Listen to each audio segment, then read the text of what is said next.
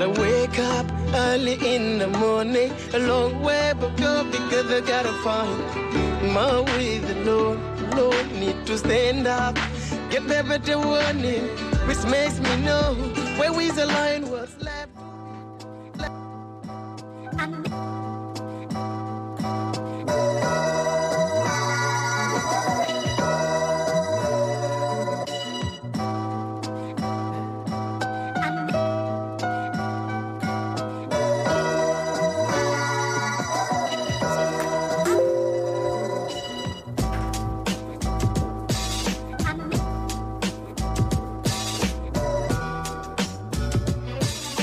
Il est 6h30. Mesdames, Messieurs, bonjour et merci de votre fidélité à nos programmes. Je suis très heureuse de vous retrouver pour le deuxième numéro de la semaine. En plateau, vous retrouverez Hassan Sine pour la chronique administration, Khadi pour la chronique littérature. Notre invité accompagné par Alioune Badarakan. Dans un petit moment, il se fera un plaisir de vous présenter son profil pour cette première partie. Un autre invité dans la deuxième partie de cette émission. Ce magazine, c'est également les capsules habituelles. Celle du coach Tandakha, c'est la gym. Avant la gym, ce mardi matin, eh bien, je vous proposerai de découvrir les prévisions du jour, bulletin météo local donc, et après 7h30, vous retrouverez le bulletin d'info, le tout en images de votre matinale préférée. Nous attendons, comme tous les matins, à chaque fois que nous sommes en direct, vos réactions et commentaires sur nos différentes plateformes digitales et notamment sur la page Facebook RTS1. Je voudrais ce matin déjà remercier tous les leftos et les internautes au Sénégal ou ailleurs. Merci de votre fidélité. Voici pour vous la météo. On se retrouve dans un petit moment en plateau pour la suite. Bon début de journée à toutes et à tous. Tout de suite.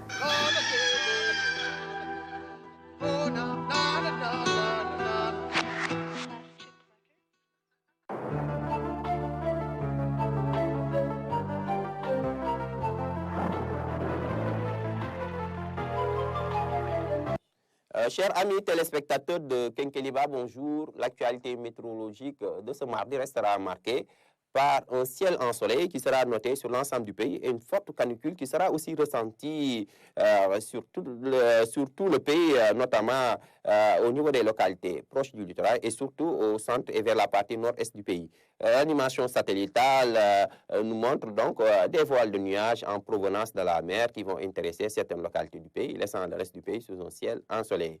Ce qui fait qu'en termes de prévision pour cette journée, et comme le montre la carte, c'est un ciel ensoleillé avec une bonne présence du soleil qui sera notée sur tout le pays. Côté sensation, alors une chaleur sera ressentie, la chaleur sera ressentie au niveau des localités proches du littoral, sur l'axe Saint-Louis, Thiès, Dakar, Mbour, Ziguinchor.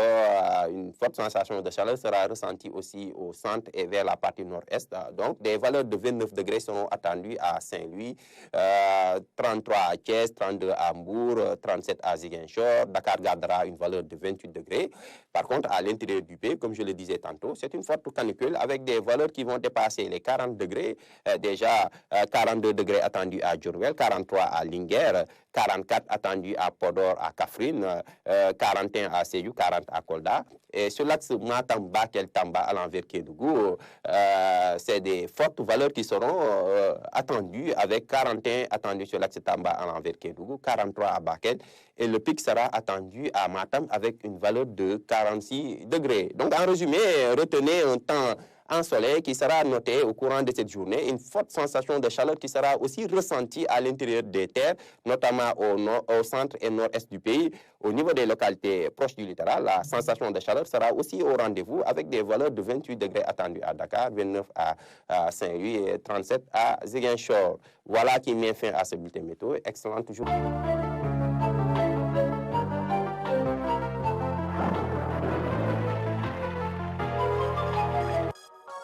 Bienvenue chez vous. Et si vous nous rejoignez juste à l'instant, eh bien, je voudrais encore une fois vous remercier de nous choisir ce matin également. Dans un moment, eh bien, toute l'équipe s'installe sur ce plateau pour vous accompagner avec du bon Kenkeliba. On vous souhaite encore une fois un excellent début de journée. Voici maintenant pour vous la capsule du coach Tandakha. C'est la gym. Nous vous invitons évidemment à reprendre ces exercices chez vous ou en salle. C'est important pour se maintenir en bonne santé. À tout de suite.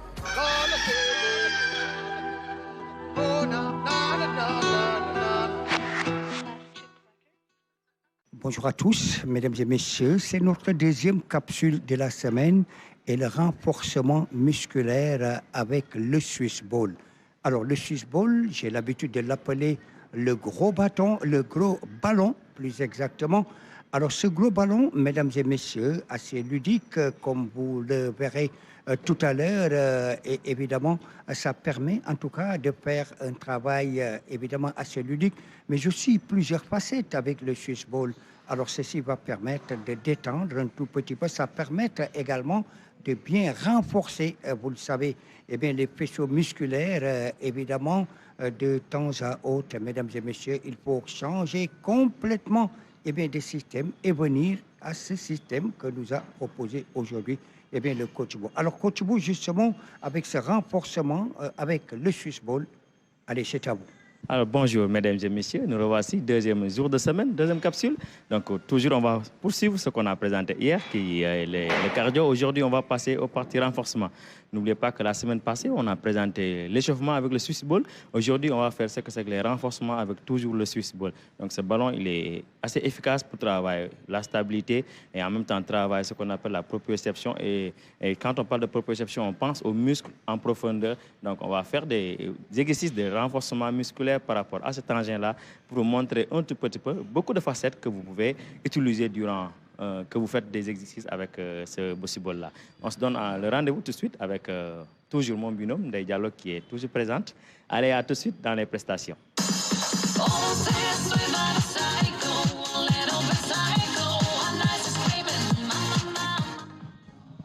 Allez, le renforcement musculaire avec le Swiss Ball. Mesdames et messieurs, on en profite pour travailler un tout petit peu l'équilibre. Alors, voyez, sur un ballon, sur le Swiss Ball, le gros ballon, eh bien, ce n'est pas facile, évidemment, mais là, il faudrait une très bonne stabilité. Allez, on va changer de position avec toujours le coach Bou et Ndeye Diallo. Alors, voyez, ici, évidemment, on va pousser davantage, ça va tirer un peu au niveau de la paroi abdominale. Et là, ça va vous faire du bien, mesdames et messieurs. Mais aussi, regardez, avec la position de ces coudes, la plateforme, comme je peux l'appeler ainsi, avec le Swiss Ball, eh bien, vous mettez les avant-bras et le travail se poursuit. Vous avez un peu suivi comment ça a été un tout petit peu difficile à manier le ballon. Donc, mais c'est un travail qui est assez profond. Donc, c'est pour cela qu'il y a une difficulté aussi d'exécution. Mais n'empêche, vous pouvez l'essayer si vous avez le ballon à la maison. Donc, très bonne fin de journée à vous qui nous suivez. Et on vous remercie. Merci. Voilà, terminé. Merci beaucoup, coach Bou. Merci également à Ndeye Diallo. J'espère, mesdames et messieurs, encore une fois, que vous avez bien suivi, vous avez bien noté, puisque, évidemment, on en apprend toujours. Et là, la meilleure manière d'y aller, c'est d'abord de répéter. La répétition étant vraiment pédagogique, mesdames et messieurs, je vous exhorte à regarder et à répéter. Alors, le rendez-vous, Inch'Allah, demain. Et ce sera avec le même plaisir que nous retrouverons le coach Tandara pour la deuxième capsule de la semaine. Bon, vous avez vu la tête d'Alioune apparaître à l'écran, donc l'équipe est en plateau. Bonjour mon cher Alioune. J'espère que je n'ai pas effrayé les enfants. Non, je ne pense pas. Tête, là. Comment vas-tu ce matin? Ça va. Bien réveillé au taquet? Bien.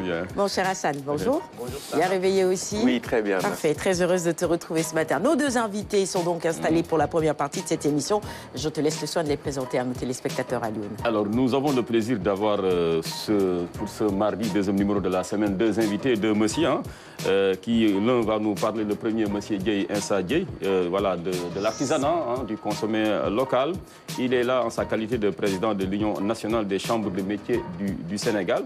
Alors, l'Union nationale donc, des chambres de métiers du Sénégal qui accueille ses pairs donc, de l'espace UEMOA parce qu'ils sont là à Dakar pour la constitution du réseau des chambres de métiers de l'artisanat de la zone UEMOA. C'est l'occasion véritablement de voir comment développer davantage l'artisanat africain, surtout dans notre espace, dans l'espace UEMOA, mais en s'appuyant sur des modèles, sur vraiment de bons élèves. On peut citer le Burkina, mais pourquoi pas, je pourrais même ratisser beaucoup plus large, en parlant par exemple du Niger, qui excelle dans le travail du cuir, mais aussi l'apport du Sénégal. On a notre Ngaï à nous, Ngaï aussi, qui est une fierté pour tout Sénégalais. Donc voilà les questions sur lesquelles on va s'apaisantir avec notre invité, M. Insa Dieye. Et à sa suite, un coach. Parce que je pense qu'un bon artisan aussi a besoin voilà, d'un bon coaching pour pouvoir développer son commerce. Hein. Et donc, ce qui fait leur importance. Donc, eux, je parle des coachs, voilà, qui se donnent rendez-vous ici à Dakar à l'occasion donc de Dakar Coaching Week. Hein. Et sera sous la houlette, donc cela sous la houlette de M. Saliou Mbaye, donc qui en est le co-initiateur. Et avec lui, nous parlerons de l'importance du coaching, d'un bon coaching. C'est quoi le coach? Quel est aujourd'hui votre statut? J'imagine que beaucoup, en tout cas, ont recours à vos services. Hein. J'imagine peut-être le personnel politique, mais pas que, hein, les entrepreneurs et peut-être même les hommes des médias et tout. Alors, on reviendra sur ce réseau-là, qui se donne rendez-vous ici à Dakar, sur votre travail, votre statut, bien sûr, mais également sur les autres objectifs attendus voilà, de cette rencontre de Dakar. Donc voilà les questions sur lesquelles nous allons donc nous entretenir avec notre deuxième invité, M. Saliou Mbaye. Messieurs, bonjour et merci d'avoir accepté notre invitation ce matin. Pour la première partie, eh bien, nous serons ensemble jusqu'à 7h30 dans la deuxième partie. Khadi prendra la place d'un de nos invités pour la chronique littérature. On s'est entendu sur les couleurs ce matin. Bleu marine, bleu, et même avec notre invité, j'ai l'impression que on peut dire que c'est la couleur du jour finalement. Bon, allez, on passe à la revue des titres. Vous le savez, nous avons renoué avec la revue des titres depuis hier donc. Et ce matin également, eh bien, la une des Canards. On parcourt cela avec vous, avec le choix de notre rédacteur en chef, Alioune Badara, on va le dire ainsi. On démarre avec la une du quotidien de service public. Le Soleil ce matin sur la disponibilité, la gestion, la distribution et le changement climatique. Semences, le temps des adaptations, peut-on lire à la une du quotidien de service public ce matin. Réactualiser la carte variétale des semences. Malgré le manque de moyens, l'ISRA continue de multiplier les efforts pour occuper pleinement son rôle central dans la chaîne agricole. Dossier complet à retrouver dans les colonnes du Soleil. La une du quotidien, le quotidien maintenant, avec le plan d'urbanisme de détail. Le diable est dans les détails, justement. C'est ce que souligne ce matin le quotidien à sa une.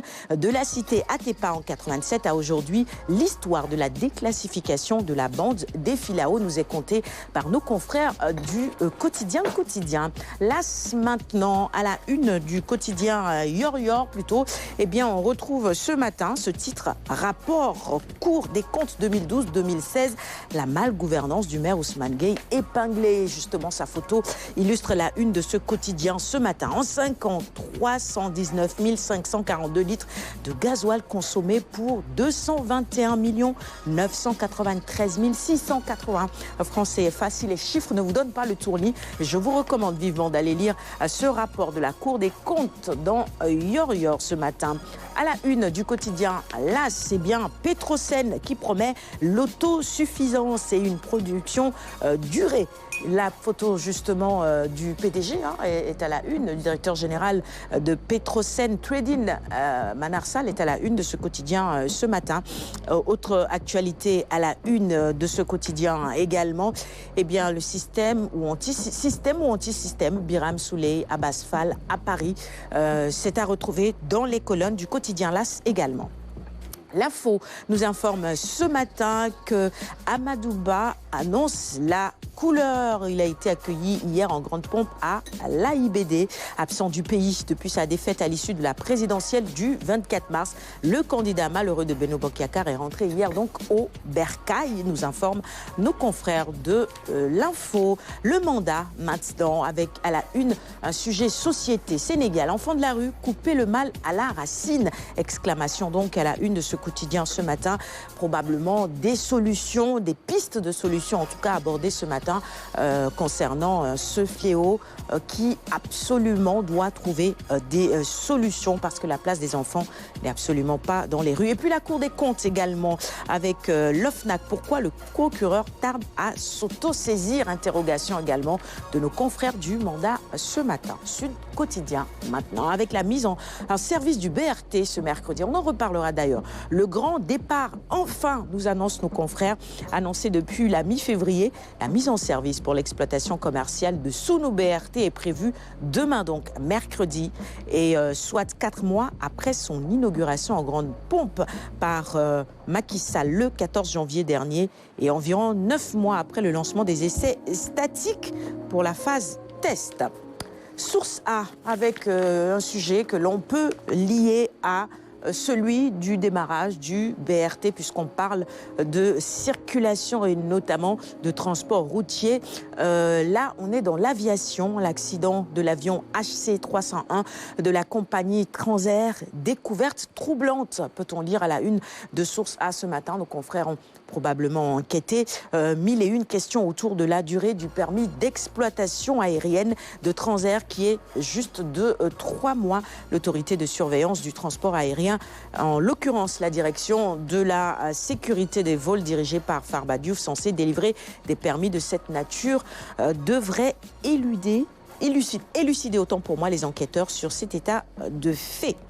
À la une également, la souveraineté alimentaire et le changement climatique au menu de la FIARA. Hier, docteur Mabouba Diagne tient la recette. Et puis, une des calculettes fait défaut. L'État n'a certifié que 19 milliards de francs CFA de dettes aux opérateurs agricoles, qui parlent de 41 milliards plus tôt. On poursuit la revue des titres de ce matin avec Réumi Quotidien, qui choisit également d'illustrer sa une avec la photo de l'ancien Premier ministre Amadou Ba, chef de l'opposition, 35% à la présidentielle, relation avec Macky Sall. Question autour de l'avenir politique d'Amadou Ba. De droit, l'ancien Premier ministre est néo-chef de l'opposition à le rang d'un président d'institution de la République, un statut qu'il perdrait de fait s'il démissionne de l'APR. À la une de 24 heures maintenant, 24 heures info, ces propos, rassurez-vous, il y aura des poursuites. Moustapha Ndiaye, porte-parole du gouvernement, sur les rapports des corps de contrôle justement. Et il déclare encore ceci: nous croyons ferme que notre justice peut être indépendante, et elle le sera aujourd'hui. C'est à la justice de voir quelle suite donner à ces rapports qui sont sortis par les institutions de la République. On va terminer la revue des titres de ce matin avec un quotidien spécialisé en sport et notamment Stade. À la une, Pape Matar pour priver Guardiola de titre. Pourquoi pas? On parle évidemment de la Première Ligue, Tottenham, Man City. En tout cas, on ne pense que du bien de ce jeune Pape Matar. Et à la une également, bon, vous le voyez, la photo de Sadio Mané, de Bocandé à Mané en passant par Sceaux, Aignan en Europe. Nos quotidiens retracent ce matin la trajectoire des meilleurs buteurs sénégalais. Et nous, on parlait justement de Bocandé hier. On retrouve évidemment sa photo à la une de ce quotidien également ce matin. C'est tout pour la revue des titres de ce jour. Merci de l'avoir suivi. Il est 6h50. Peut-être un mot très rapidement sur Pape Matar Sarr avant qu'on ne reparle du BRT qui va enfin rouler. Bon, il roule depuis parce que c'est des essais, mais là, qui va transporter maintenant des passagers à partir de demain. Pape Matar Sarr, à l'une. Pape Matar Sarr, il incarne l'avenir du football sénégalais aujourd'hui, parce qu'il a fini de s'imposer dans le championnat le plus huppé, le plus concurrentiel, donc au monde, qu'est donc la Prime League. Ça n'a pas été évident. Sincèrement, j'ai été surpris, bluffé par sa performance, en tout cas pour la présente saison, qui prend fin pratiquement. Et aujourd'hui, être dans le 11 de Tottenham, ce n'est pas donné à n'importe qui. D'autant plus qu'il a un entraîneur extrêmement exigeant qui a su quand même imprimer sa patte. Et je pense que cela pourrait profiter grandement à l'équipe nationale du Sénégal. On le voit, il a pris du volume. Je dirais de la bouteille comme notre ami Ibrahim Mboup, mais il a pris vraiment du volume. Il était sur le point de faire une très belle CAN. Malheureusement, il fait partie des 2 milliers sacrifiés par El Tactico lors de ce match, avec ce schéma tactique qu'il est le seul à comprendre jusqu'à présent. C'est blessé. Parce que pendant presque plus de 120 minutes, près de 120 minutes, Pape Matar Sarr était au four et au moulin. Il était épuisé, totalement épuisé. Et malgré tout cela, son coach ne l'a pas vu. Et puis malheureusement, ça a un peu précipité l'élimination du Sénégal. Mais je crois que pour l'avenir, certainement, il fera partie des cadres du vestiaire. Et avec lui, le Sénégal pourrait encore glaner d'autres titres. Avec un coach qui saurait tirer le meilleur de lui-même. Bon, j'avais dit que je n'allais plus parler de cette CAN, mais décidément. Je n'ai rien demandé. On m'a donné la parole, moi, j'ai donné mon avis. Décidément. Bon, c'est vrai aussi. Et puis, il n'était pas le seul. Lamine Camara était épuisé aussi. Les deux sacrifiés. Il a couru tellement qu'on avait tous quelque part un peu pitié de ces deux joueurs. On se disait, mais qu'est-ce qui se passe? Pourquoi on ne les sort pas? Les deux sacrifiés au moment où tu avais de vieux grognards. Sur le banc. Voilà, Nampalis, Entre autres, Ghana. Idrissa Gana Gueye, l'homme, voilà, l'autre gladiateur, Cheikh Kouyaté, qui ne demandait qu'à entrer pour prêter main forte à cette équipe-là. Mais El Tactico n'a rien vu Avec leur expérience. de tout cela. Bon, allez, on va parler du BRT maintenant. Et je pose la question à tout le monde en plateau. Hassan, toi, tu viens de Pikine, c'est ça? Oui, exactement, de Kermaïfal, dans la commune de Mbao. Moi, c'est plutôt terre. Toi, c'est plutôt terre. Très bien. Bon, le BRT. Bon, à Lune, il est encore beaucoup plus loin. Je crois que tous les téléspectateurs on va le faire savent. une pétition. C'est Tivaouane Peulh, finalement. Tivaouane Peulh et alentour. Une connexion une correspondance entre le terre et le BRT. Il faut réfléchir à cela, bien évidemment. Saliou Mbaye, vous nous venez d'où, vous? Moi, je suis de Tivaouane, mais à Dakar, je loge au niveau de Liberté 6. Ah bon, Liberté 6. Il y a une gare, BRT, BRT, bien évidemment. Anne Sadiaye, vous nous venez d'où? Bonjour d'abord. De Yoff. Yoff, il y a une gare, je pense, pas desservi. Hein. Pas desservi encore. Pas Il n'y a pas de gare à Yoff? Parcelles, Non. Grand Médine, c'est la gare. Bon, je ne maîtrise pas beaucoup le circuit, Non, mais bon. Yoff, ils ne sont pas desservis. C'est comme Tivaouane Peulh, hein, et encore qu'ils sont même mieux servis que nous. Hein, parce qu'au-delà de Kermassar, toute cette grande agglomération que Tivaouane Peulh, voilà, Niakourab, Niague, Bambilor et tout cela, ne profitent aucunement du terre ni du BRT. Je pense qu'il faudrait penser à nous. Même Cœur, ah oui, c'est vrai. J'ai même vu la grande banlieue Kermassar aurait dû avoir une bretelle hein, pour c'est pas pour pour le terre. Hein. Voilà, les habitants de Kermassar personne n'a compris ce tracé-là. Pour le terre, on n'est pas dedans. Pour le BRT, on n'est pas dedans non plus. Bon, il faudra peut-être réfléchir à trouver une solution. Il faut aller jusqu'à Guédiouaï. Hein. Parce que véritablement, Kermassar, il y a du monde. Hein.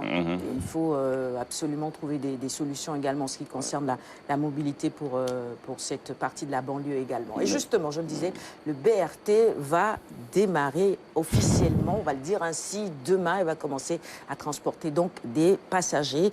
Il est prévu une brigade spéciale de circulation. C'est important pour pouvoir accompagner le projet. Les sapeurs-pompiers vont être mobilisés également pour que ce soit une véritable réussite. Les tarifs sont annoncés. On est entre 400 et 500 francs. Il y aura également un tarif social. En tout cas, c'est ce qu'a annoncé le directeur général du CETUD pour une certaine tranche de la population. On le voit, c'est un véhicule 100% électrique. On parle d'environnement et du respect de normes environnementales. C'est une première, donc voilà autant de sujets sur lesquels on pourrait revenir en parlant de ce BRT-là. Moi particulièrement, ce qui m'interpelle lorsqu'on va lancer ce BRT officiellement dans la circulation, c'est le code de la route et le respect du code de la route, parce que déjà on a beaucoup de mal en ce moment avec les motos, avec les taxis, avec les bus, qui pour certains ne respectent pas le code de la route. Le BRT arrive, il va falloir que l'on soit plus discipliné sur les routes. Sinon, attention, les dégâts. Et quand je parle de dégâts, je parlais d'accidents de la circulation. Alors, Hassan, BRT, demain. C'est une très bonne nouvelle. C'est une très bonne nouvelle. Je pense que c'est une nouveauté donc, dans le système de transport du Sénégal. Comme toi, hein, je prie que nos amis taximens, motocyclistes et tout, qu'ils laissent quand même la voie au BRT et qu'aucune raison ne les pousse à emprunter cette voie si ils n'y sont pas autorisés, bien sûr.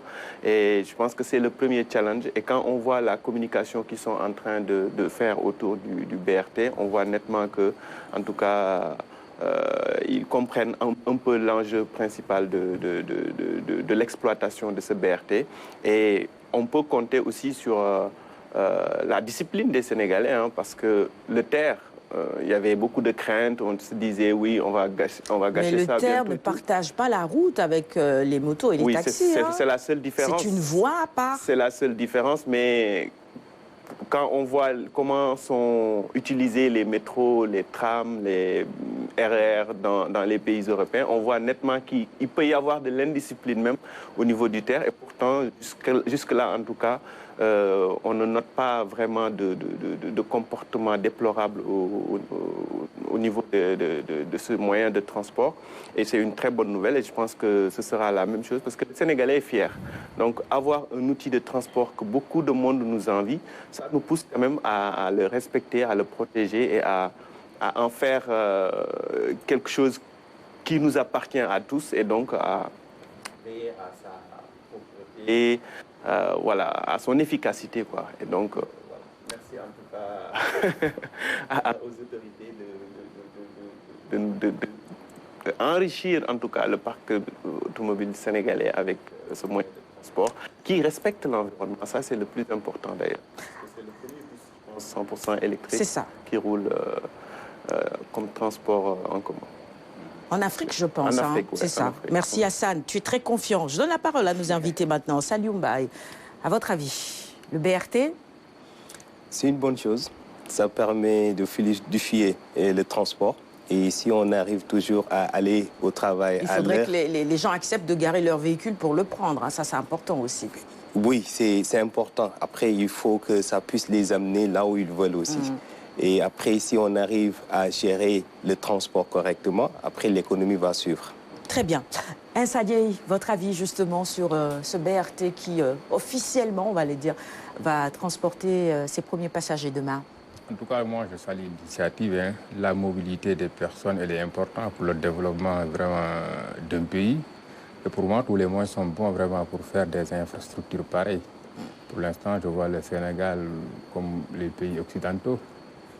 Vous serez prêt à garer vos véhicules pour prendre le BRT? Oui? Moi, je suis prêt. Oui. Bon, Hassan, je ne pose pas la question parce qu'il vient souvent avec le terre, oui, bien évidemment. Mon cher Alioune, le BRT, demain. Mais c'est un grand jour pour le Sénégal parce qu'il entre de plus en plus quand même, c'est dans le club restreint des États africains ambitieux en termes d'infrastructures, de transport, routière et tout cela. Et ce BRT-là, quand même, nous gonfle d'orgueil, comme l'a dit Hassan. Et puis moi, ce qui me plaît le plus dans ce projet, sincèrement, c'est vraiment le branding. Hein, le fait de mettre ces bus-là, ce BRT, aux couleurs du Sénégal. Pour moi, dès l'instant qu'il y a ne serait-ce qu'un franc symbolique donc, du contribuable, l'infrastructure doit être aux couleurs du Sénégal. Et les couleurs du Sénégal sont le vert, le jaune et le rouge. Je pense que ça, en termes de symbolique, c'est extrêmement puissant, c'est fort. Et tout Sénégalais se dira, ben ça, c'est mon dû, c'est mon bien, et je vais en prendre soin. Je pense que toutes les grandes entreprises, toutes les structures, en tout cas, relevant du service public, devraient être aux couleurs du pays. Ça, j'y tiens. On va me dire, c'est pas important. Mais ça, je n'ai cessé de le dire, de le clamer depuis. Je crois que ça, c'est une dynamique à maintenir. Et vraiment, chapeau aux initiateurs, parce qu'on est dans le cadre donc, de la continuité des politiques publiques. C'est ça. Et j'espère que le réseau sera élargi pour que la grande banlieue aussi, dans sa globalité, puisse profiter du BRT et du TER. Parce que quand même, une grande banlieue comme Keur Massar, qui ne profite aucunement ni du TER, ni du BRT quand même, là, il y a quelque chose à corriger. C'est vrai. Parce que Keur Massar polarise tellement de zones aujourd'hui densément peuplées. Parce qu'au-delà de Keur Massar, vous avez Keur Ndiaye-Lo, vous avez Ndiakhirat, vous avez Bambilor, vous avez Tivaouane Peulh, vous avez Niag, vous avez le Lac Rose aujourd'hui, un nouveau pôle urbain. Donc, et toutes ces zones-là ne profitent pas du tout pour l'instant donc à ce BRT ni au TER. Mais vraiment, c'est quelque chose à corriger. Mais l'initiative, elle est à saluer et bravo. Et j'espère que la maintenance sera assurée. Absolument. Et surtout qu'on veut élargir un tout petit peu et pousser les gens à habiter en périphérie et à venir travailler à Dakar ou en tout cas créer de nouvelles zones, un peu comme le Lac Rose dont tu parlais tout à l'heure. Donc les moyens de transport sont importants pour atteindre cet objectif-là. Et vous, que pensez-vous justement de ce nouveau, on va dire, moyen de transport, hein, le BRT justement, qui, encore une fois, je le rappelle, va être officiellement lancé ou mis sur la route, hein, on va le dire ainsi, demain. Quelles sont vos craintes? Est-ce que vous êtes confiant? Est-ce que, en ce qui concerne l'entretien, l'environnement et tout ça, quels commentaires est-ce que cela vous inspire? Écrivez-nous sur les réseaux sociaux. Il est 7h. Bienvenue si vous nous rejoignez à l'instant. On poursuit le magazine maintenant avec la chronique e-administration. C'est celle d'Hassan Sine et c'est juste après ceci.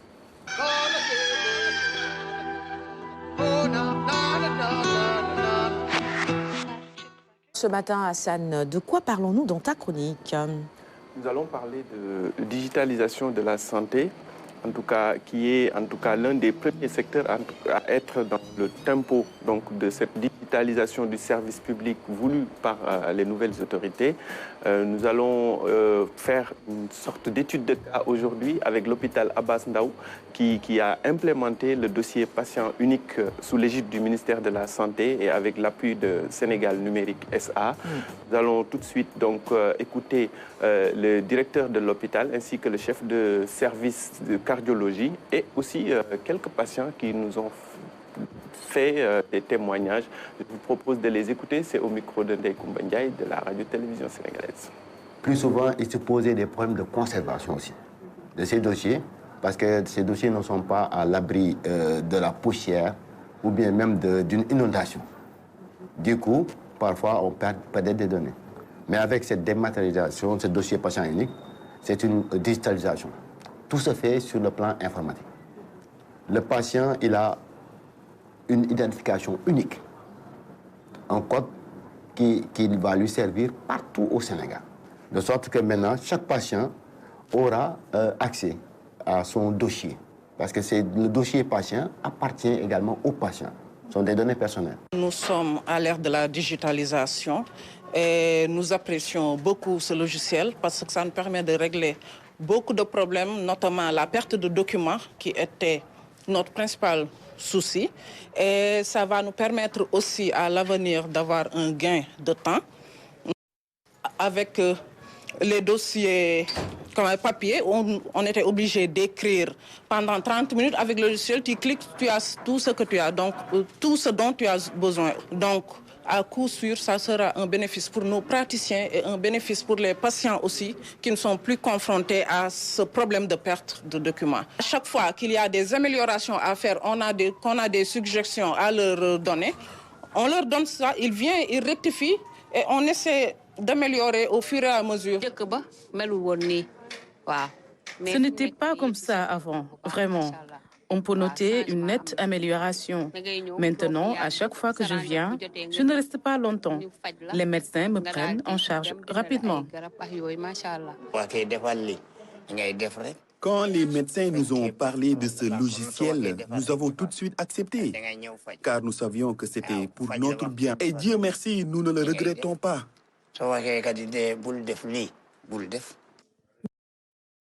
Allez, retour en plateau après ces témoignages. Et maintenant, on va écouter les responsables j'ai envie de dire, de ce dossier e-santé finalement, parce que la e-santé, ça fait longtemps évidemment que les autorités travaillent sur le sujet, pas seulement au niveau de l'hôpital Abass Ndao, mais je crois qu'au niveau du ministère de la Santé et de l'Action sociale, il y a une direction qui se charge uniquement de cela. Oui, la cellule santé numérique donc, qui s'occupe de ce dossier et qui a travaillé donc avec des startups du numérique, mais aussi avec Sénégal Numérique SA pour pouvoir en tout cas apporter cette solution à travers cette plateforme-là de dossier patient unique qui est déjà implémentée à Abass Ndao et qui le sera dans 6 autres hôpitaux très bientôt. Donc, pour les enjeux autour de cette digitalisation, on parle souvent de sécurité parce que le dossier médical doit être confidentiel. Absolument. On parle d'hébergement, donc, de sécurité. On parle aussi de connectivité parce que pour consulter le dossier médical rapidement, il faut une bonne connectivité également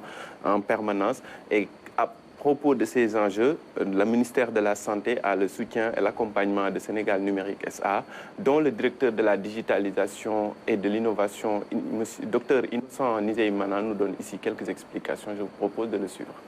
Sénégal Numérique apporte essentiellement d'abord de l'expertise en matière de gestion des plateformes, et les plateformes digitales. Et le dossier patient unique, c'est pas seulement juste une application qu'on déploie et puis on utilise. Non, c'est vraiment beaucoup de, je dirais, de services autour, justement pour donner cette identité unique du patient. Vous avez donc la partie, le parcours de soins qui est digitalisé par ce projet-là. Vous avez la partie administrative qui est également digitalisée. Et pour ne pas peut-être tout citer, je dirais en fait que c'est vraiment une plateforme sur le plan technique, c'est une plateforme vraiment aboutie qui va répondre vraiment aux attentes du secteur de la santé du Sénégal. Et nous accompagnons ce projet également sur l'hébergement de données. Ensuite, nous accompagnons ce projet sur les aspects de connectivité. Bien évidemment, on déploie des plateformes comme ça, mais il faut quand même une connectivité beaucoup plus fluide pour pouvoir exploiter les données qui sont échangées à travers ce système-là.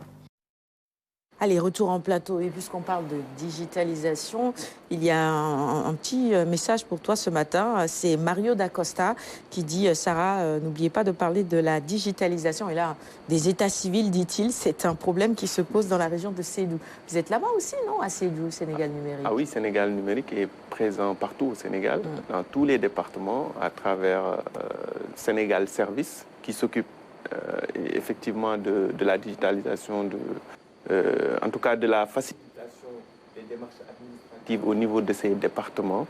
Donc dans chaque département du Sénégal, vous avez un Sénégal Service qui peut vous aider à avoir votre état civil rapidement, votre casier judiciaire.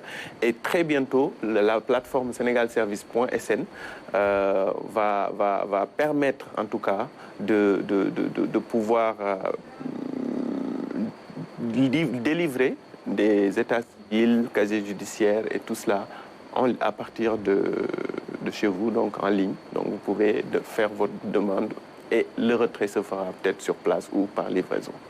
Donc la solution, c'est pour bientôt. Ne vous inquiétez pas, mon cher Mario D'Acosta. On revient justement au dossier patient.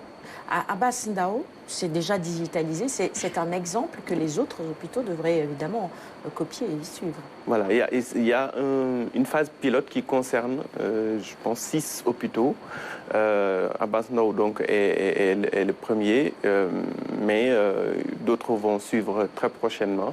Mais ce dossier, quand même, a une importance capitale dans la gestion et dans la célérité, en tout cas, du traitement des dossiers.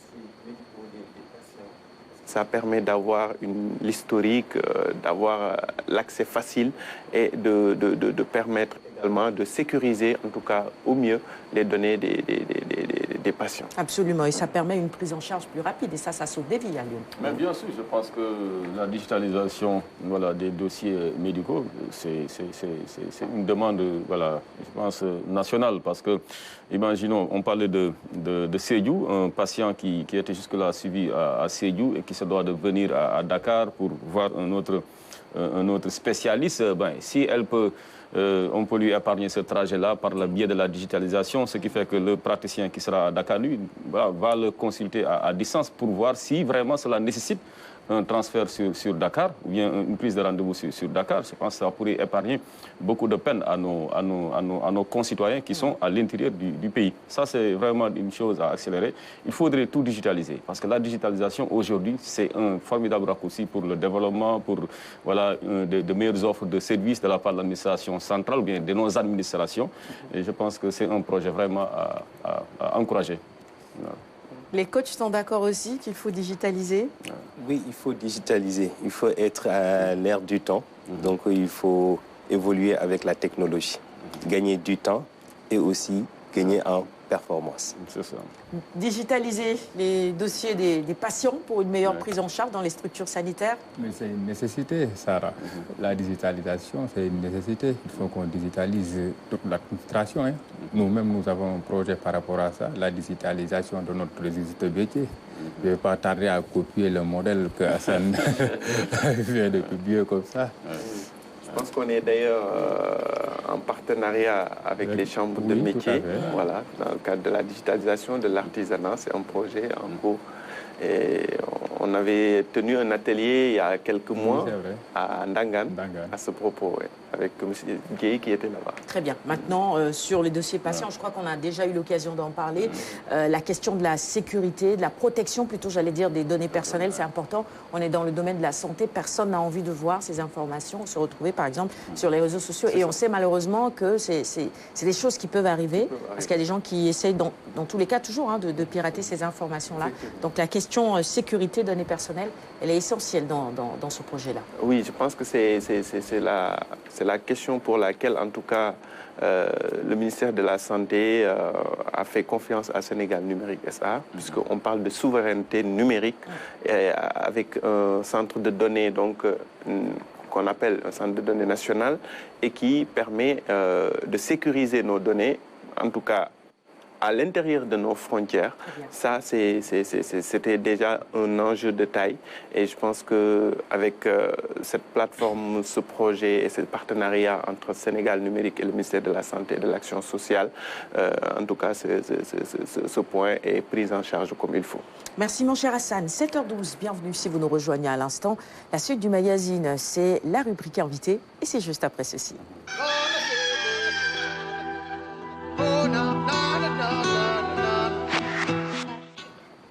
Ça, vous répondrez à nos questions dans la première partie. Sandiaye, président de l'Union nationale des chambres des métiers du Sénégal. Et vous venez ce matin notamment nous parler de cet atelier qui aura lieu à Dakar et qui permettra de former le réseau des chambres. C'est bien ça ou je lui marque, c'est la chambre de commerce qui va abriter plutôt une rencontre du réseau des chambres des métiers de l'artisanat de l'UEMOA. Donc finalement, les pays de l'UEMOA se retrouvent ici chez nous à Dakar, c'est ça. Pour constituer le bureau, je crois que c'est un honneur qui est fait au Sénégal, à vous également, par vos pairs de la sous-région qui se donnent rendez-vous dans notre capitale. Mais peut-être certainement aussi cela a été donc la suite logique de l'investissement de nos artisans à nous, de nos chambres de métiers, par rapport à la promotion de l'artisanat dans notre espace, même si l'élève modèle, cité le plus souvent en tout cas comme modèle pour tout l'espace IEMOA, reste le Burkina Faso, qui fait certainement des jaloux, mais le Sénégal a de quoi également, voilà, pour être son concurrent dans notre espace. Alors finalement, quels ont été ces atouts-là qui ont conduit vos pairs à choisir le Sénégal? Qu'est-ce qui a plaidé en votre faveur, M. Dieye? Merci beaucoup Aline Badara, merci Sarah de nous avoir invités. Je voudrais d'abord saluer mes collègues, mes pairs présidents de chambres de métiers dans l'espace IEMOA. Vous nous avez l'honneur d'organiser ici sa deuxième session d'Assemblée générale du réseau des chambres de métiers de l'IEMOA. Le réseau des chambres de métiers de l'IEMOA est un réseau qui constitue l'ensemble des présidents chambres de métiers nationales des pays de l'espace de l'IEMOA avec un objectif bien déterminé, le partage d'expériences et de bonnes pratiques. Voilà, donc afin de faire l'artisanat l'épine dorsale des économies des États membres de l'IEMOA. Voilà, nous avons 2 jours ici, le 13 et le 14, nous avons travaillé hier. Tous les pays ont procédé à leur présentation, leur expertise relative au développement du secteur de l'artisanat. Dans le cadre de la commande publique, mais également dans le cadre de la certification des apprentis. Si je prends l'exemple du Bénin, vraiment qui a projeté vraiment un très bon projet dans le cadre de la certification des apprentis, ils ont pu organiser un examen vraiment des apprentis conformément aux dispositions du Code communautaire de l'IEMOA à son article 36 qui confère la latitude de l'organiser l'apprentissage aux chambres de métiers. Mais également à son article 41 stipule que l'apprentissage doit être organisé par les chambres de métiers. Ici au Sénégal, parfois, on nous taxe que voilà, nous n'avons pas des jeunes qui sont qualifiés. Mais moi, en tant que le président de l'Union nationale des chambres de métiers, j'atteste que nous avons des jeunes qualifiés, mais qui ne sont pas certifiés. Voilà, donc c'est pour cela vraiment qu'on doit faire la mise en œuvre du Code communautaire de l'IEMOA, vraiment qui donne le pouvoir d'organiser l'apprentissage à travers les chambres de métiers. Mais si je prends également le modèle burkinabé qui parle de la commande publique, que je salue mon frère qui est présent, ils ont réussi de capitaliser toute la commande dont l'État en a besoin. Par une convention, un accord cadre entre l'État burkinabé et la Chambre nationale des métiers de Burkina Faso. Et vraiment, nous voulons aussi copier à ce modèle, ici au Sénégal, pour capitaliser l'ensemble de la commande publique dont l'État en a besoin. Parce que nous n'avons plus... On a des artisans aussi expérimentés. Très qualifiés. Ouais, très qualifiés même, comme vous le voyez, vraiment, qui ont démontré leur savoir-faire. Et ce qui reste maintenant, c'est de capitaliser. Si vous voyez votre plateau là, j'en suis persuadé que c'est un artisan. Exactement, nos braves décorateurs. Hein. Voilà, tout à fait. Cela est fait maison. Hein. Voilà. Donc parfois, nos autorités ne comprennent aussi bien le poids de nos artisans.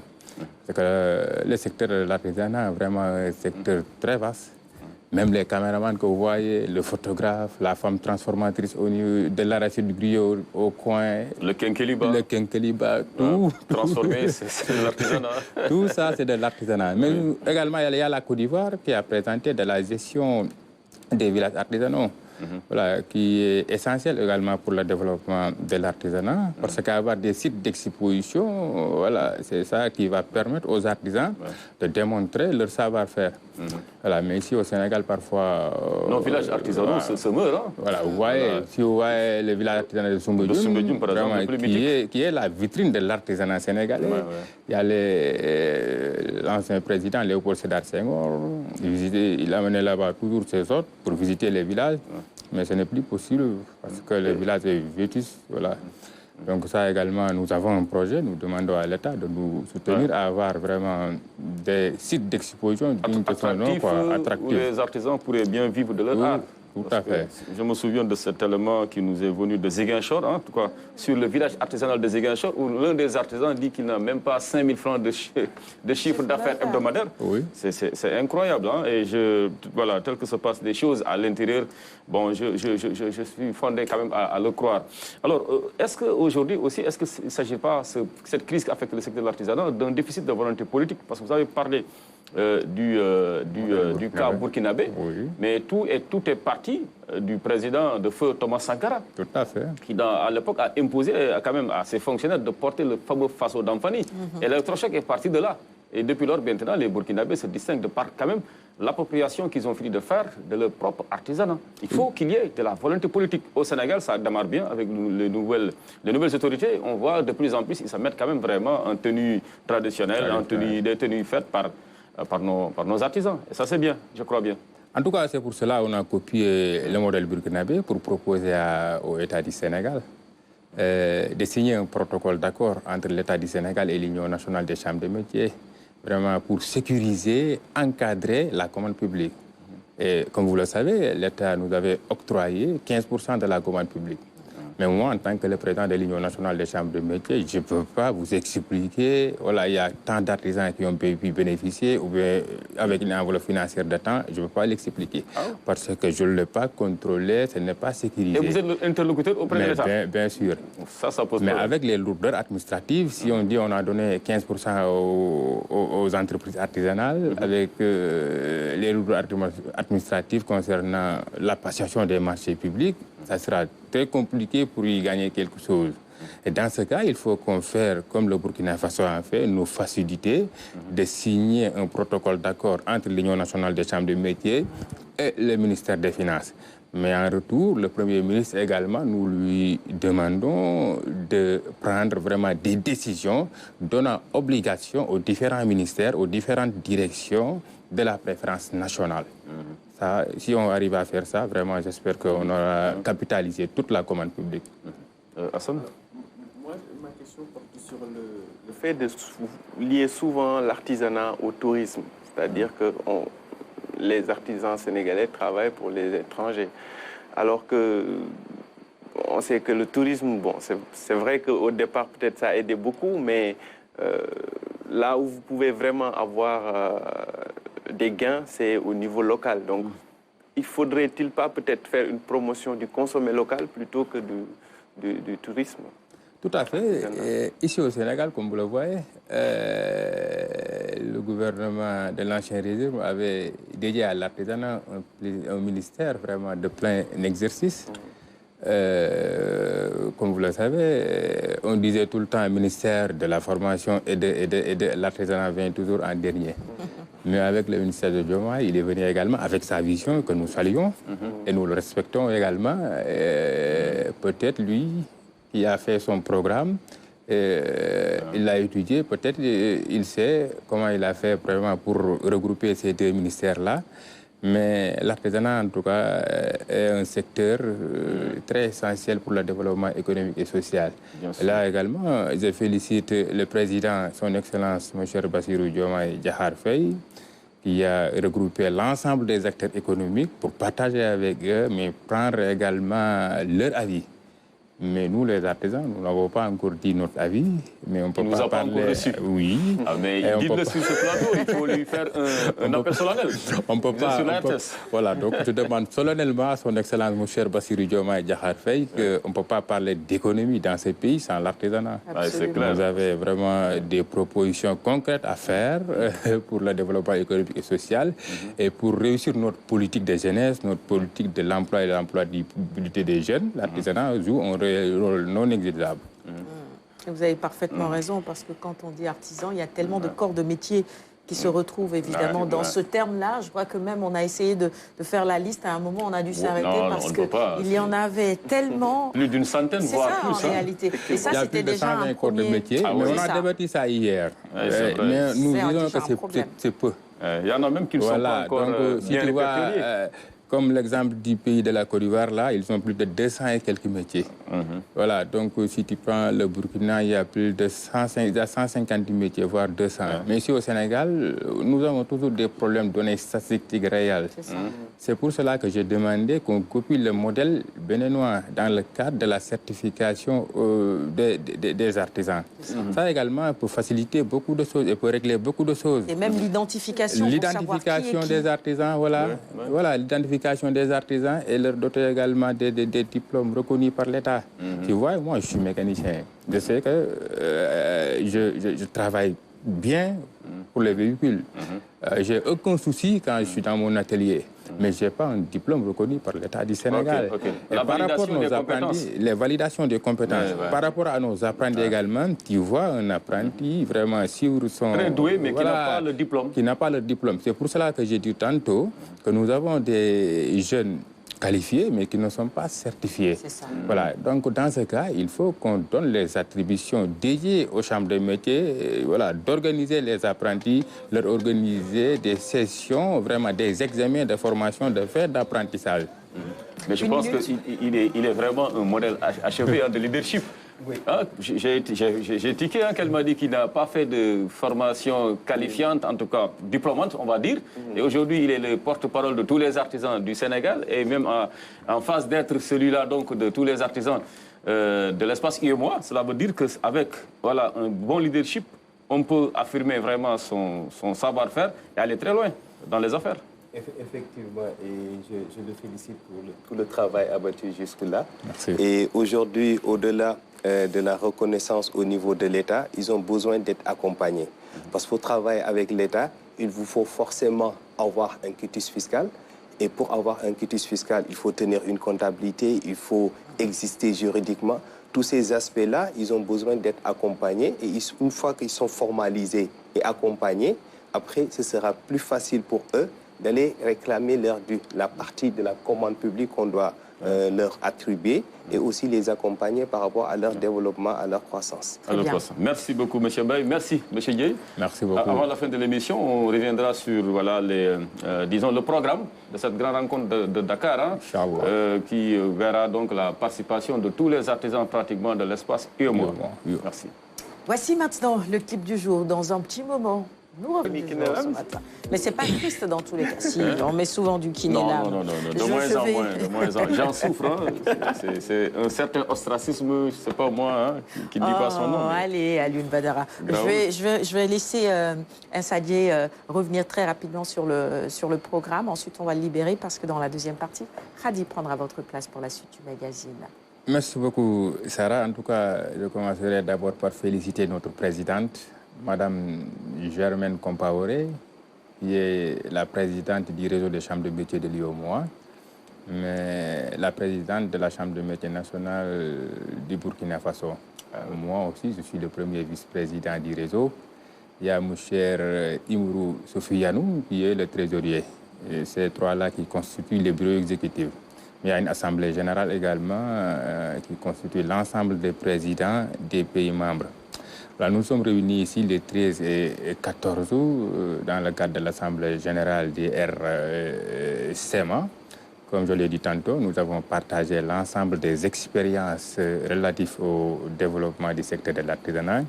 Le 13 était la journée dédiée à la projection des expériences des différents pays. Et ce matin? Mais le 14 aujourd'hui sera l'Assemblée générale. Voilà, donc on va partager les rapports d'activité de 2023, mais également le plan d'action de l'année 2024 qui sera présidé par le ministre en charge de l'artisanat, M. Muntaga Diao, avec la présence ici de la représentante résidente de la commission de l'IOMOA. Très bien. Merci d'être passé sur ce plateau de la matinale. Bonne continuation. Merci, Revenez Sarah. nous voir quand vous voulez. Ce plateau est également le vôtre. Nous sommes sur la Une, la télévision nationale. Le bulletin d'info, le tout en images. Khady nous rejoint dans un petit moment pour la chronique littérature. Et puis dans cette deuxième partie, les coachs nous donneront des leçons de vie finalement ce matin. À tout de suite.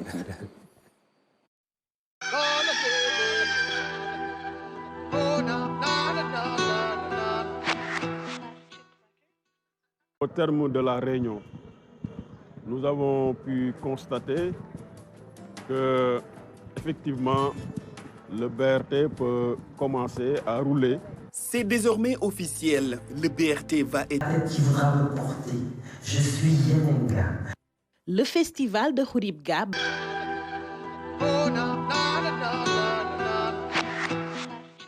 Je ne savais pas qu'il y avait une association qui regroupait les coachs au Sénégal. Eh bien, si vous ne le saviez pas non plus, sachez que c'est le cas. Et ce matin, on reçoit en plateau Saliou Mbaye, qui est co-initiateur de la Dakar Coaching Week. C'est bien cela. Il va revenir avec nous, entre autres, sur les objectifs du collectif des coachs ICF. C'est bien cela. ICF, ça veut dire? L'espace francophone, hein? Non, c'est global. C'est International Coaching Federation. Ah, ça, c'est la fédération internationale, finalement. Ça, je savais pas. Ça, c'est au-delà. Et voilà, on pourra en parler un tiers soir, on va le dire. Il nous vient de la région de Thiès. Quel est le lien? Ben, il vient de Tivaouane. Tivaouane, c'est dans la région de Thiès. Hein. Tivaouane, Thiès, vous êtes à 15 minutes. Hein. 10 ans. Voilà, même pas. Donc, Thiès a l'honneur. L'incontournable. Ça fait longtemps que j'ai remarqué que je ne parle plus de Thiès. Hein, comme si on m'avait marabouté. Hein. Donc, les Thiessois, soyez rassurés. Je serai toujours votre représentant sur ce plateau. C'est un plaisir donc de recevoir l'un d'entre nous sur ce plateau, M. Saliou Mbaye, comme tu l'as dit à Sarah, qui est donc le co-initiateur de la Dakar Coaching Week. Alors, une question basique, très simple. Le coaching, c'est quoi le coaching? Parce que de plus en plus, on en parle. Un coach en développement personnel, il y a des coachs partout qui nous viennent d'un peu partout, chacun peut-être avec sa petite stratégie. Alors, quelle serait véritablement la définition à retenir du coaching? Merci pour l'invitation et bonjour à tous vos téléspectateurs. Je vais commencer par dire ce qui n'est pas le coaching. Ce qui n'est pas le coaching. Exact. OK. Le coaching, ce n'est pas le conseil. Ah oui. Le coach, il ne donne pas de conseil. Le coaching, ce n'est pas de la consultance. Le coach, ce n'est pas un consultant. Il peut avoir une casquette de consultant, mais le coach, il n'est pas consultant. Le coaching, ce n'est pas aussi le mentoring. Le coach, ce n'est pas le mentor. Il peut avoir une casquette de mentor, mais un coach, ce n'est pas un mentor. Le coach aussi n'est pas un formateur. Donc, le coach, c'est quelqu'un qui accompagne son client. Ça peut être une personne physique, comme ça peut être aussi une entreprise, pour développer leur potentiel afin de définir des objectifs et les atteindre. En se basant que sur des questions. Donc, le coach, lui, il ne connaît rien. Ce n'est pas lui l'expert, c'est le client qui est l'expert. Parce qu'on suppose que chaque humain a déjà les ressources nécessaires pour son développement. Donc le coach, c'est juste quelqu'un qui va le guider par le biais des questions pour se dire « Ah, il y a une prise de conscience, ah, je ne savais pas, ah, je n'avais pas pris en compte ça. » Et si ça vient de lui, l'accompagner pour la réalisation, pour l'action, devient plus facile. Alors, si c'est juste un conseil ou un consultant, je peux venir vous booster pendant 2 jours, 1 semaine, 1 mois, mais ça ne vient pas de vous. Et après, vous allez vous rendormir. Donc, le coach, il n'est pas un conseiller, il n'est pas un consultant, il n'est pas un mentor. Mais alors, est-ce qu'il y a une école où l'on formerait des coachs? Il y a plusieurs écoles partout dans le monde où on forme des coachs. Ce qui différencie d'ailleurs un coach d'un conseil ou d'un consultant. Pour être coach, il faut faire une formation. Laquelle? Donc, il y a la formation pour être certifié coach professionnel. Cette formation, selon les écoles, peut durer en moyenne jusqu'à 6 mois pour le premier cycle. Ensuite, encore 6 mois pour le second cycle. Et après la formation, vous devez être certifié. Et après la certification, si vous voulez adhérer à ICF, qui est la Fédération internationale de coaching, créée depuis 1995, qui aujourd'hui regroupe plus de 60 000 membres, présents dans 141, en fait, dans 99 pays avec 141 chapitres. Et aujourd'hui, ICF a un code d'éthique et déontologie pour dire c'est comme ça qu'il faut coacher, c'est comme ça la posture qu'il faut avoir pour coacher. Et aujourd'hui, pour être accrédité ICF, il faut aller faire l'examen. Ça veut dire quoi? Il faut d'abord avoir votre passeport de formation qui montre que vous avez fait une formation dans une école certifiée, accréditée ICF. Et ensuite, vous allez passer pour devenir ACC, PCC, MCC et coach d'équipe. Donc voilà le processus pour dire que je suis coach professionnel. Quand vous entendez décrire le coach par rapport à du dépassement bien, vous avez dit expert tout à l'heure, j'ai l'impression qu'on n'est pas loin du psychologue. Oui, mais sauf que le coach n'est pas un psychologue aussi. Parce que quand on parle du coaching, l'une des compétences, c'est de voir est-ce que le coaché, il est coachable.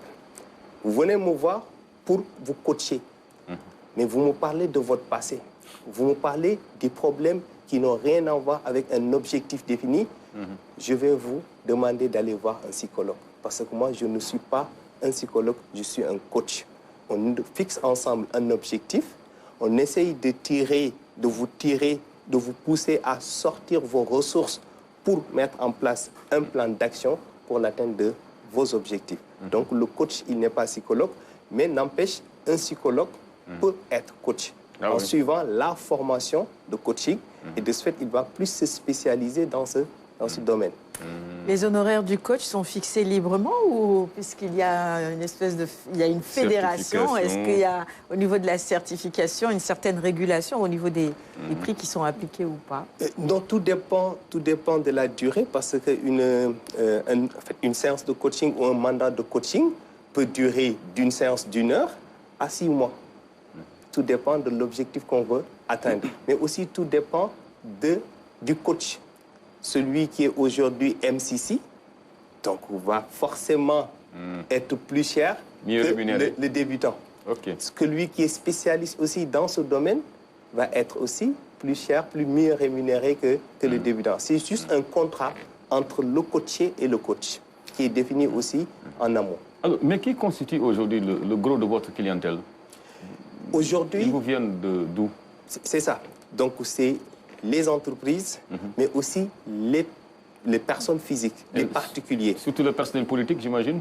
Politique, moins en moins. Pas trop? À l'approche de la dernière présidentielle, vous n'avez pas eu beaucoup de demandes? Souvent, pour savoir comment séduire l'électorat? C'est ça, parce que le rôle du coach, c'est pas ça. Ah, c'est pas ça. C'est pourquoi le coach professionnel, il reçoit moins de demandes. Alors, dans ce sens, le coach professionnel, il ne vous dit pas quoi faire. Il vous amène à ce que vous-même, vous puissiez dire « Ah, le moment, je n'avais pas pris conscience de ça. Donc, je n'avais pas pensé à ça. Et je sais que je peux le faire. » Et après, on met en place un plan d'action et on vous accompagne pour ça. Il y a aussi les étudiants. Souvent, aujourd'hui, c'est presque les victimes de ceux qui se disent coach. Et souvent, ils sont dans les écoles pour accompagner les étudiants. Cela n'enlève en rien aussi l'impact que beaucoup d'entre eux ont sur la carrière ou le développement personnel et professionnel des étudiants.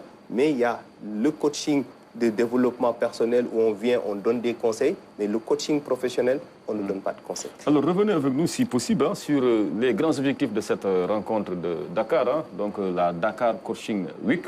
Et puis aussi sur votre statut, est-ce qu'aujourd'hui vous envisagez vraiment de mieux vous formaliser pour davantage tirer profit de votre activité. Exact. En fait, la Dakar Coaching Week, il y a déjà la Coaching Week initiée par ICF. Partout dans le monde, il y a des activités en rapport avec le coaching du 13 au 19. Donc nous, au Sénégal, on a décidé d'organiser la première édition de la Coaching Week. Et pourquoi? Parce qu'on est dans une optique d'avoir le chapitre sénégalais. Aujourd'hui, au niveau de l'Afrique francophone subsaharienne, il n'y a pas encore de chapitre ICF. Donc ICF existe depuis 1995, plus de 60 000 membres. Aujourd'hui, on a eu la visite de Malcolm, qui est le directeur régional Europe-Afrique. Et si vous regardez, dans les 60 000 membres, il n'y a que 19 000 membres qui sont entre l'Europe et l'Afrique. Et les 90% sont en Europe. Donc on a moins de 10% de membres au niveau de l'Afrique. Et il n'y a que 12 coachs aujourd'hui ICF au Sénégal. Donc on en profite pour parler du coaching professionnel, mais aussi donner l'information, regrouper l'ensemble des coachs qui sont peut-être formés ailleurs ou qui exercent, mais qui n'ont pas eu la formation, pour créer le chapitre sénégalais et les accompagner dans la formation, la certification et avoir notre chapitre sénégalais pour ICF. Merci beaucoup, M. Mbaye. Excellents travaux. Merci. Voilà. Restez en plateau avec nous pour les dernières minutes de l'émission. 10 minutes, célébration donc de la deuxième édition de la Fête du Livre et de la Lecture. Un projet intitulé « Lire pour réussir au Sénégal ». Khady. Voilà, l'esprit qui ne lit pas maigrit comme le corps qui ne mange pas. C'est une citation de Victor Hugo. Et ces trois associations, Saint-Louis Initiative, Senem et Adiflore, l'ont très bien compris. Donc, en organisant cette fête du livre ce mercredi dernier au CM Kennedy, leur objectif est de faire la promotion du livre et de la lecture auprès des apprenants qui sont de plus en plus réfractaires à cette activité intellectuelle. Et ce projet polarise 10 établissements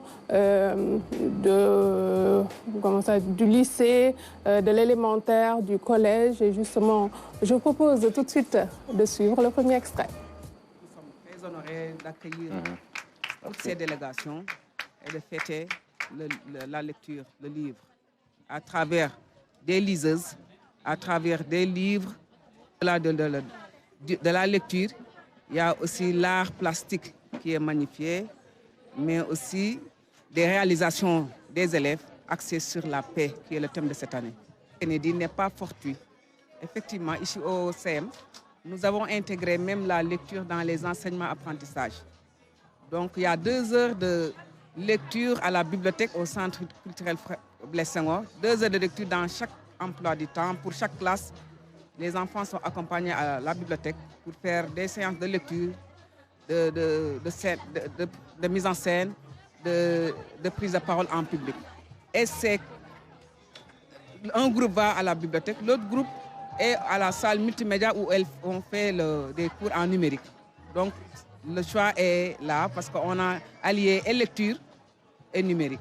Cette année, quand même, nous avons initié une nouvelle activité d'envergure qu'on a intitulée la tournée des écrivains, avec qui on a eu donc l'occasion de faire le tour des écoles, où des élèves qui ont déjà lu leurs œuvres, qui ont été déjà remises, ont donc eu à interagir avec ces écrivains. Et nous pensons que cela va impacter dans les enseignements-apprentissages et cela va booster également le goût de la lecture auprès de ces jeunes apprenants. Alors, en plus de cette activité, il y a eu également, et comme nous l'annonçait en plateau, Djouma Fall, une distribution de liseuses, c'est ça? Oui, tout à fait. Alors, on sait que les élèves sont de plus en plus accrochés avec leur smartphone. Du coup, la liseuse devient un outil crucial. Donc, ils ont distribué pas mal de liseuses à tous les élèves. Alors, justement, je vous propose tout de suite de regarder le deuxième extrait. Laure propose des outils pour la lecture, que ce soit des livres imprimés ou des livres numériques dans une liseuse que je vous présenterai après. Et pour son développement et son déploiement au Sénégal, a choisi de s'associer à l'association Senoum et également à l'association Saint-Louis Initiative, dotée d'une application qui classe les livres par niveau. Donc on y trouve 4 bibliothèques. Il y a d'abord une bibliothèque pour le primaire, une bibliothèque pour le collège et le lycée et la bibliothèque adulte. Lorsque vous rentrez dans une bibliothèque, vous cliquez dessus, vous choisissez votre classe, puisque plusieurs classes peuvent utiliser la liseuse, et ensuite vous arrivez dans les sections. Alors comme on est en primaire, on a 3 niveaux de lecture pour les plus petits. Si on rentre dans un niveau, le niveau 2 par exemple, vous voyez que nous avons 6 livres par section. Ensuite, vous pouvez naviguer dans la bibliothèque en déroulant ainsi les pages. Et vous avez autant de pages à chaque fois. Là, on en a 10. Ça veut dire que vous avez à peu près 60 livres dans la section niveau 2. Ensuite, vous choisissez de rentrer dans un livre. Vous cliquez dessus et vous allez pouvoir commencer votre lecture. De Brou ne veut pas dormir. On tourne les pages soit de façon tactile, soit en utilisant ici les petites manettes. Ensuite, pour sortir du livre, vous appuyez sur ce bouton. Et pour vérifier que l'enfant a bien compris ce qu'il a lu, parce que c'est ça qui est quand même le plus important, il peut faire un quiz qui est associé à certains livres, c'est-à-dire qu'il doit répondre à des questions et il pourra vérifier ainsi sa bonne compréhension. Donc là, qui est l'ami de Brou? Alors on va essayer le hibou, bravo. Et ainsi, il va pouvoir cumuler des points et l'enseignant peut lancer des défis entre les élèves dans la classe pour celui qui va marquer le plus de points. Donc c'est très très stimulant pour la lecture. Je peux dire qu'elle est très instructive, avec beaucoup d'autres. Elle regroupe beaucoup de livres dans un même gadget. Donc vu que nous, jeunes, on est très accro aux nouvelles technologies, et ça, c'est en forme de ça, je peux dire. Donc ça nous apporte beaucoup plus de temps pour laisser notre téléphone à part et de se consacrer sur cela. Donc la liseuse, c'est quelque chose qui nous permet de lire de plus en plus, d'aimer la lecture, parce que aussi il y a des fables là-dedans. Ça contient des fables, des nouvelles, des proverbes, etc. Et tout. Il y a beaucoup d'autres livres, de différents livres là-dedans. Donc si on sait comment manipuler, voilà, on y arrivera. Au CM John Fitzgerald Kennedy, depuis que la liseuse est entrée dans nos classes, dans le cadre de la cellule de français elle-même, mais également dans le cadre de tout le fonctionnement des apprentissages, nous constatons que la liseuse a un impact positif, d'abord dans les activités d'apprentissage pédagogique, mais également dans les activités périscolaires, comme les activités de club, qui sont devenues très intéressantes et qui a permis de vivifier le cadre pédagogique de l'école. Messieurs, vous gardez ce sujet de Khadi, vous allez le commenter tout à l'heure sur la promotion du livre et les liseuses notamment. Le mot du jour, Khadi, c'est quoi? Alors moi, j'ai une question. Comment appelle-t-on un travailleur qui récolte du sel dans les marais? Wow. Comment on l'appelle? Salineur. D'habitude, je souris, mais Khadi, on est en direct là. Tu aurais pu me donner la réponse avant qu'on vienne en plateau. Non, désolé. Salineur? Non, pas salineur. Alors, figurez-vous que c'est un saunier. Saunier. Un saunier? Oui, un saunier. Je suis allé chercher loin. Oui. Très loin. Très loin. Un saunier? Je savais que ça allait commencer par SA en tout cas. Non, alors, voilà, ça est là. Saunier, personne qui travaille à la production de sel et à sa récolte dans un marais salant ou dans une saline féminin saunière, synonyme paludier. Donc sur la route de Kaolack, on rencontre souvent, on croise souvent des sauniers. Des sauniers. Sur le lac Rose, il y a beaucoup de sauniers. Tout à fait. Sauniers, ça m'arrête là. Ça, on ne va pas oublier. Je n'oublierai pas du tout. L'expression casser du sucre sur le dos de quelqu'un, qu'est-ce que ça veut dire? Bon, oui, ça c'est quoi?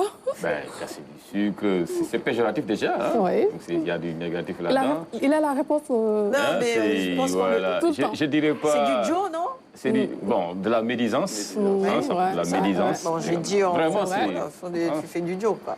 C'est ça, en fait, du Joe, comme elle a c'est dit. du Joe. Voilà, critiquer la quelqu'un en médisance. son absence. Oui, c'est ça. Tout simplement. Dire du mal de cette personne pour son absence, quoi. Topuka, quoi. Topuka. Topuka. Voilà. Ça peut être ça. La nouvelle parution La nouvelle parution, on en a deux. C'est intitulé Dans la main de Dieu et c'est de Annie Koli Sané, paru aux éditions Harmattan Sénégal. Voilà. Et la deuxième parution s'intitule Le Bofa Mirage d'une paix piégé.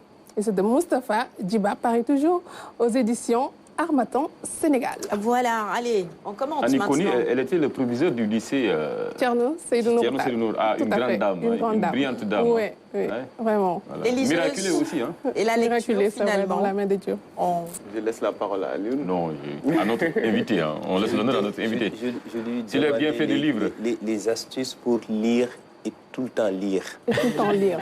Ça, c'est une grande question. Alors moi, je me suis dit qu'il faut d'abord se dire que tout le temps, chaque jour, il faut peut-être lire 2 pages avant de dormir. Donc, se fixer des objectifs, comme vous l'avez si bien dit. En coaching, il faut se fixer des objectifs. Donc, 2 pages par jour avant de dormir. Également, il faut faire des séances de lecture à la maison avec ses enfants. Par exemple, prendre un jour le dimanche et dire à ses enfants, voilà, on va faire 1 heure pour, voilà, 1 heure de séance de lecture. Donc et s'aménager un petit espace de lecture aussi. Hein. Tout à fait. Ça peut donner des idées, ça peut t'inciter à beaucoup lire. Hein. Par exemple, si tu as un petit manguier dans ta cour arrière, ça c'est bien, bien affalé, sous le manguier, un livre en main. Là, tu dévores les pages sans t'en rendre compte. C'est du coaching que vous venez de faire, c'est ça? Vous avez posé une question puissante. Elle a répondu, non? Ça ressemble pas un peu à ça? Ça ressemble à ça. Très fort, hein, M. Baye. Très fort. Merci d'être passé sur ce plateau de la matinale. Eh bien, bon vent, bonne continuation. Nos amitiés à tous les membres, finalement, de ce club. Merci beaucoup, Sarah, pour l'invitation à Lune Badara. Et je donne rendez-vous à tous ceux qui sont intéressés par le coaching professionnel. Aujourd'hui aussi, on sera encore au CESAC. Demain, on sera à EMIA. Et le samedi, on sera au niveau de DUNIS. Donc, toute la semaine, il y aura des ateliers et des séances de coaching que nos coachs professionnels vont donner gratuitement. Merci beaucoup. Carrément. Merci, Khadi. Merci Hassan, merci à Lyon. On m'a signalé que ce côté du plateau était un peu trop sombre aujourd'hui. Hein. Là, il y a plus de couleurs. Demain, on revient avec plus de couleurs pour vous. Merci de nous avoir regardés. À demain, 6h30 pour un nouveau quinquennat.